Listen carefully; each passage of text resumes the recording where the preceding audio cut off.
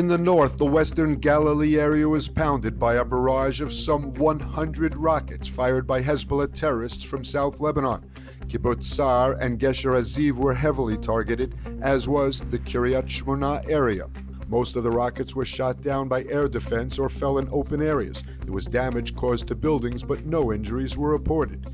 In retaliation, the Air Force struck a launcher in the Blat area in South Lebanon, from which the projectiles were identified as being launched at Kiryat Shmona. Later, the Air Force targeted buildings used by Hezbollah in the villages of Kafar Kila and At Yashab and hit a terror cell in the Yarin area. 5 people were reported killed in Israeli strikes in Syria. Day 285 of the war in Gaza. Acting on precise intelligence, the IDF struck a group of Hamas terrorists who were hiding in an UNRWA school in Nuseirat.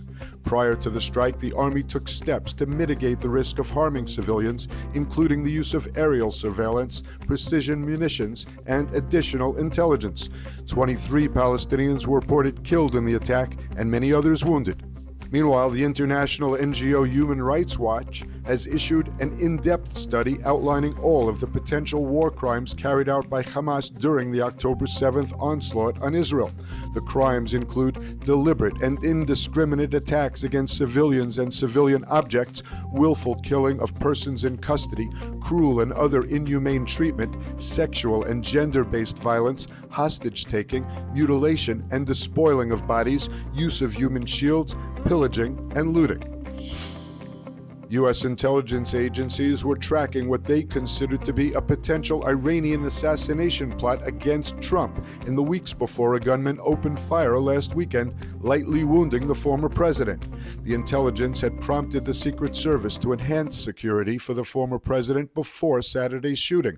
Whatever additional measures were taken did not stop the 20-year-old local man from climbing on top of a nearby warehouse roof to shoot at Trump, grazing his right ear and coming close to killing him. The Trump campaign was told about the threat not long before Saturday's shooting.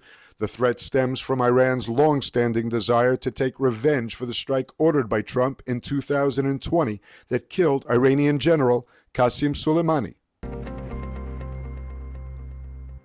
Experience the power of truth with ILTV News. If you're looking for quality content and captivating visuals, join our news community and become an integral part of our team as we embark on a mission to unveil the real Israel, dismantling the web of lies and misinformation that surround reporting on Israel. By subscribing to ILTV News, you will not only have access to the latest updates, but you will also amplify our message, creating a ripple effect that carries the truth far and wide. Subscribe today and help reshape the narrative. Available on the web, Android, and Apple.